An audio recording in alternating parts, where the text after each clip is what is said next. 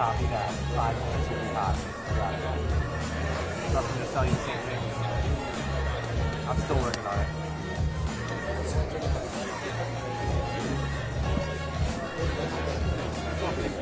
She's actually, you know what, we were working on that earlier, and I went with how I just got a phone saying it.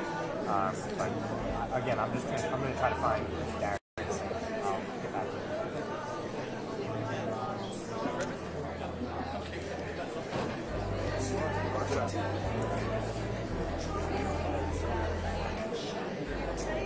Dustin is really hot at 5. Yeah.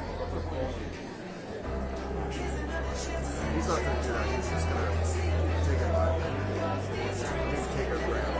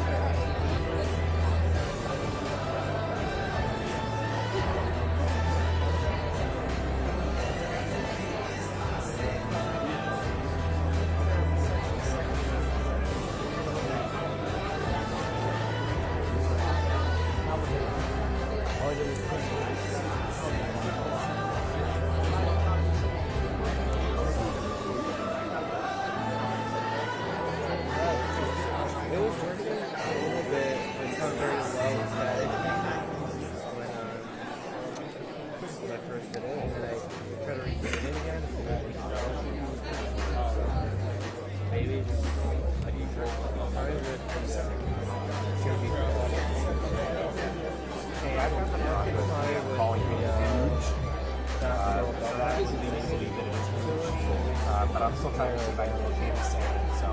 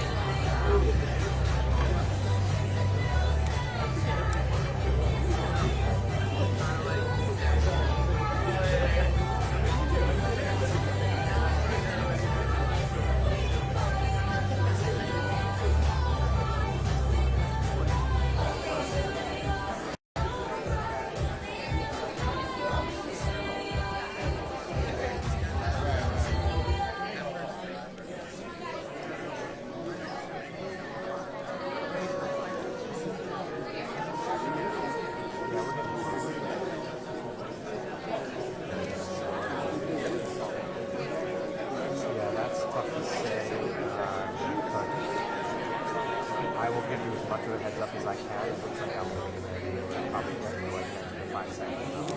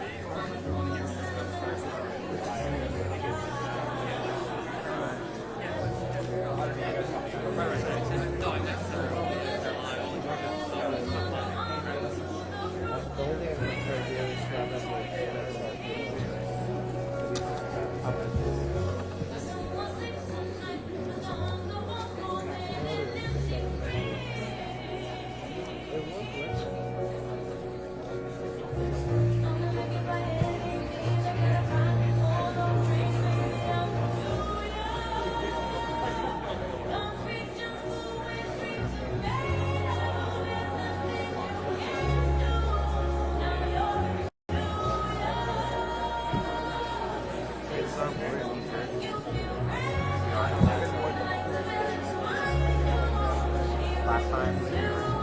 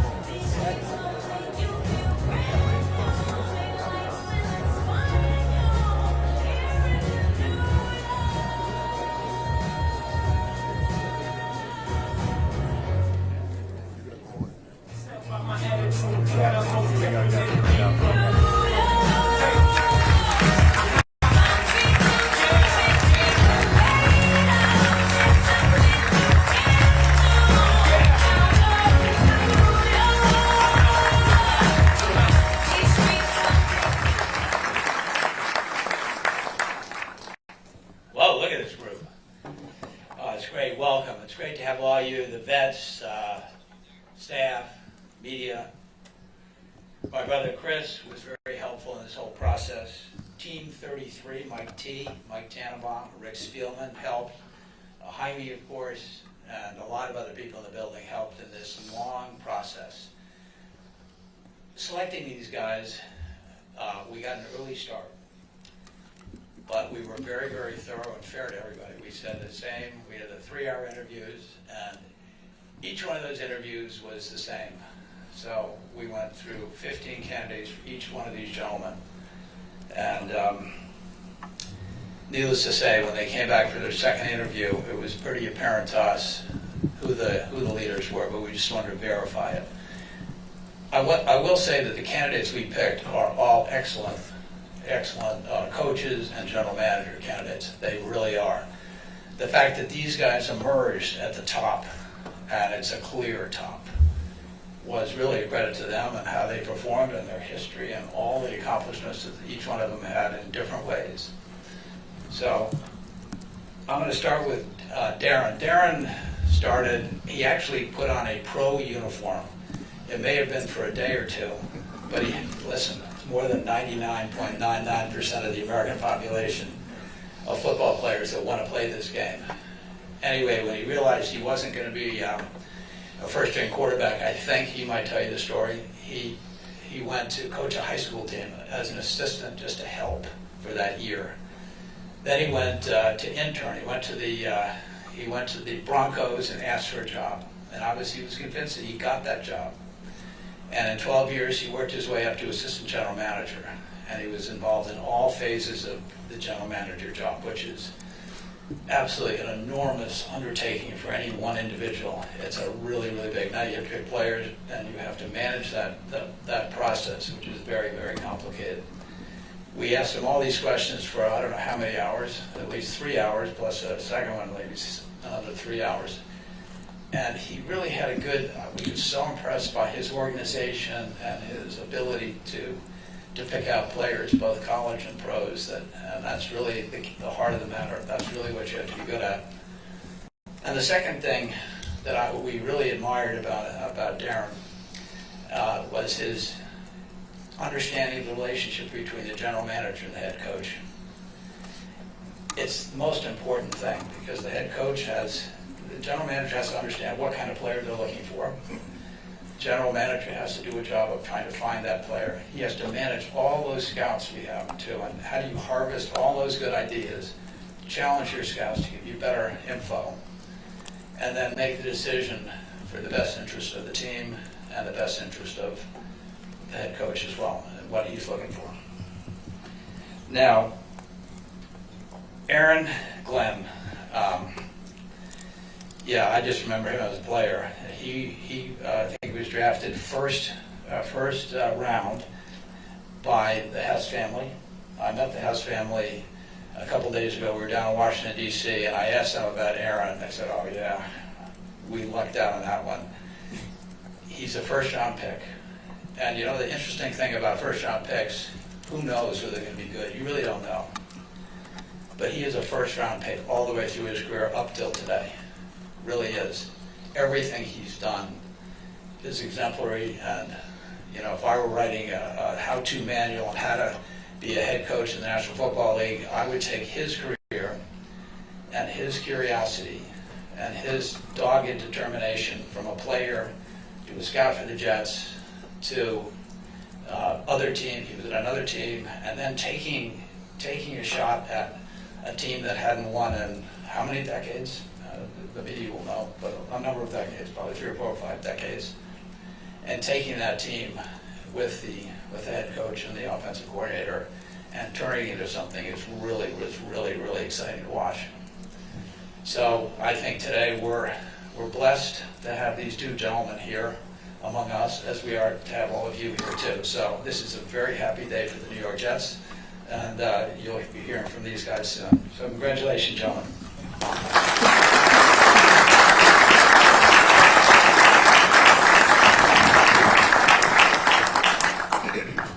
Thank you for those kind words, Mr. Johnson. And good afternoon, everyone. I want to thank everyone for being here today.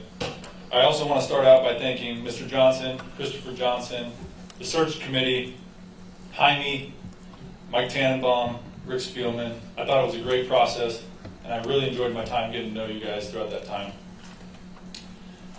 It is one of the greatest honors and privileges of my life to be named General Manager of the New York Jets.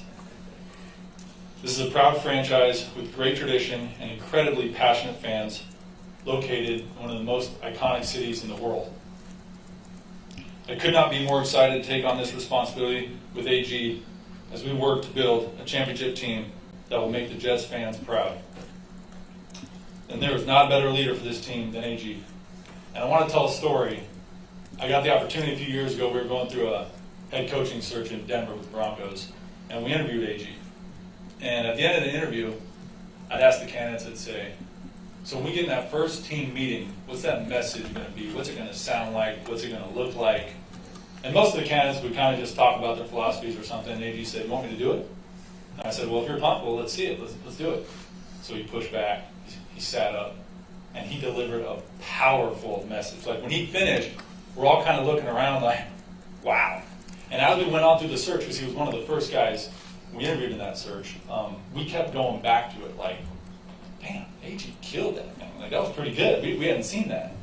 Fast forward a few years later, Thursday, I'm sitting in his office and we're talking, and instantly I'm feeling that again, that passion, the passion for the game, the passion to care for the players, the fans, his football acumen. It was instant. We got to talking about this Jets team and the vision and the franchise, and we were in lockstep right out the gate. Same vision. We were speaking the same language. So I can't wait to work this partnership and bring the Super Bowl back to the New York Jets. Every successful team has alignment with its leaderships, and it starts at the top with ownership. It includes the head coach and the GM and the president to build a world-class organization. And we have that here with the Jets, and you guys will see it. Getting to know Mr. Johnson and Christopher throughout this process, it's clear that the Jets ownership is fiercely competitive, cares deeply about the players and the fans, and is committed to winning. I felt that in the interview process each time we met. Jaime, I've enjoyed getting to know you, and I'm going to lean on you a lot like I have today. And I look forward to working with you to engage our staff, the great Jets alum, some are here today, the community, our partners, and our great fans. As the GM of the Jets, I will lead our personnel staff as we acquire, develop, and work to retain players that fit our team and culture, and we will do this in complete partnership with coaches. Our philosophy will be to draft, develop, keep our own, and be disciplined and strategic in free agency. There is no more important part of any sports organization than the players, period. It's about the players. And we have a good foundation of players here right now that we're going to continue to add to, and we're going to give those players everything they need to be successful and reach their potential. There will be accountability across each department and a high standard as we look to win not only now, but from now on. And lastly, I want to thank and recognize a few people who supported me along the way. And that starts with my wife, Hannah, and our two kids, Emmett and Marlo, who I know are at home watching. Unfortunately, they couldn't be here today because the flu hit us 2 days ago, right as we were about to take off for New York. But I know they're at home watching. And without their sacrifices and support, I wouldn't be here today. I love you guys. I miss you. Can't wait to see you. I also, of course, have to thank my mom, Linda. I lost my dad at an early age, and my mom stepped up and supported me throughout all my ups and downs. To my mom, my siblings, and my dad looking down on us, I love you all. And of course, I want to thank the Denver Broncos, who took a chance on me as a scouting intern about 13 years ago. I learned a lot during my time in Denver, working with George Payton, John Elway, and supported a lot of great football coaches, some of the best in the business. The Broncos are in great hands with owners Greg Penner, Kerry Walton Penner, Rob Walton, and I wish them the very best. Except for when we play them this year, of course. And finally, to the Jets fans, you have my word that AG and I are going to pour our heart and souls into this job and do everything we can to get a Super Bowl back to this team. Thank you.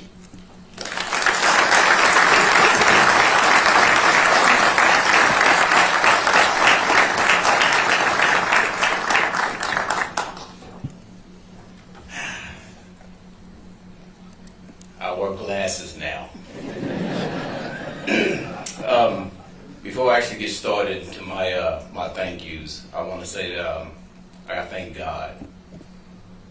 I would not be standing here if it weren't for Him. So I want to make sure I acknowledge that.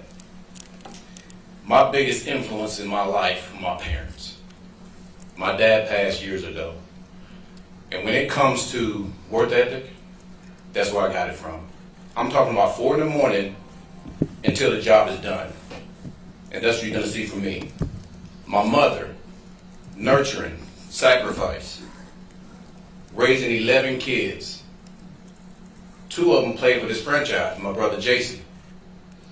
Learned so much from her, and also how to lay the law down also. My mom was good at that, so I want to thank them. My backbone, my wife of 28 years, Debbie Glenn. I could not be in this position without you. My rib, you're special. You're special. My 3 kids, my son, Aaron II, my daughter Tristan, my daughter Reagan. They should be coaching because they know this game just as well as I do. And they're the best kids that you can have. And listen, we're in this battle together like we always been. We are a football family. We love it, we sleep it, we breathe it, and that won't change. There's nothing better than that. To have a family that understands exactly how you operate and what you do.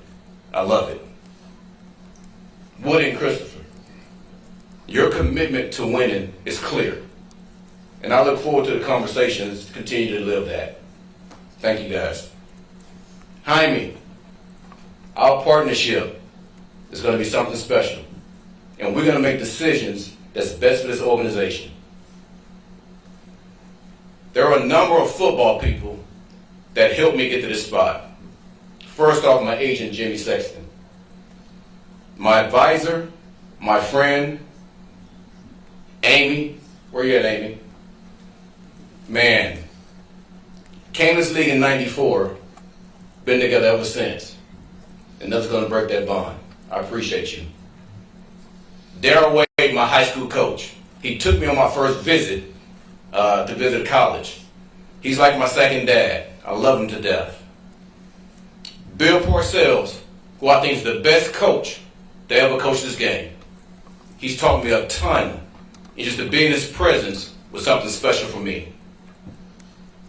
Al Groh, another coach that's been the coach of this team. I go and visit Al Groh every offseason and continue to get knowledge. Now I'll tell you what, for him to allow me to be in the house with him and his family, to continue to just watch tape after tape after tape and continue to study this game has been special to me. Al, I appreciate you. Sean Payton. Here's the one thing I will tell you I got from Sean. So I go to the New Orleans Saints, and we were a solid team. But then we start winning year after year after year. Sean taught me what sustained winning is all about. Sustained winning. Dan Campbell, outstanding man. Going to Detroit with Dan, we were at the very bottom. What he said. But you know what we did? We took it up to the top. So here's the one thing in my last 9 years I was able to do. Is be able to take a team from the top and reach the pinnacle, and then also be able to sustain that. And that's what we're going to bring here to this team. Yeah, I can't like pay attention. My man Darren. I can't pay attention to it now. I'm trying to shoot. Bro, we're in this thing together. Right. Thanks. Again, we met years ago. I had a feeling. And to now, see that it comes to this. It's outstanding. We're going to do some magical things here, bro. Some magical things. I look forward to it. To the former players, my guys, listen, I would not be here without you men. The expectations hasn't changed. It hasn't changed. The blood, sweat, and tears that we share on that field has been valuable to my success. I love you guys. To any players that's here now, put your seatbelts on and get ready for the ride. Put your seatbelts on and get ready for the ride. Listen, there are going to be some challenges. But with challenges becomes opportunity, gets opportunity. But here's what I do know. We're the freaking New York Jets, so we're built for this shit. Listen, I wanted this job. I interviewed for a number of them. But I wanted this job. When I was going to my second interview, I wanted to make sure this is going to be the second interview. It's going to be the first of the second interviews. Because I didn't want to leave the building without shaking Woody's hand and make sure we had a contract. So I'm just telling you now, everything else was really out of it. It was all about the Jets. And it's been that way from the beginning. The organization, we've already talked. I respect every little thing that you do. Because this is bigger than me. It's going to take us all. It's going to take us all to accumulate wins. And I look forward to working with you. Just a couple of things I want to nip in the bud before we get to the Q&A. Listen, I came on Wednesday. Well, I got the job on Wednesday. Mougey came and got the job on Saturday. And we came here on Sunday. And we started talking. Here's what I do know. Aaron Rodgers will be talked about. and what we talked about. We've already texted that communication with Aaron Rodgers. And as we continue to look at the roster, we'll make decisions accordingly. And that's with a number of people, right, on the team. I look forward to this. I look forward to it. It's going to be a great ride. It really is. There's nothing better than having your start here as a player, here as a scout, and now here as a head coach. And I'm ready for it. I appreciate it.